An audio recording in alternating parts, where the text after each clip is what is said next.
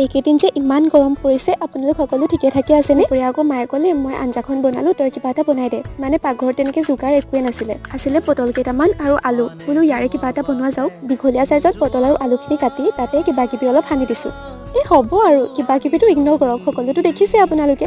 মনলৈ যি আহে তাকেই বনাওঁ আৰু দুপৰীয়াৰ সাজটো এনেকৈয়ে খালোঁ। এতিয়া আকৌ আমি তিনিটা ওলালোঁ বাগানলৈ বুলি। মানে বাগানত মামা এজনে পাত ছিঙি আছে আৰু তেওঁক ভাতকেইটা দি আহোঁ বুলি আহিলোঁ। আৰু এটা কথা মন কৰকচোন, বাগান, গছ, পথাৰ চবৰ লগত মোৰ চোলাটো কেনেকৈ মিলিলে। তাকে ধুনীয়াকৈ জোকাই আছে। সেউজীয়াৰ মাজত বোলে সেউজীজনী গৈ আছে।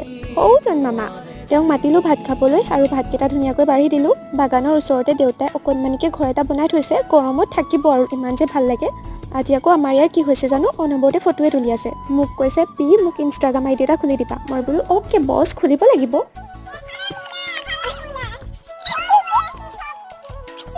পিছে আপোনালোকে ভিডিঅ'বোৰ চাই থাকিব দেই।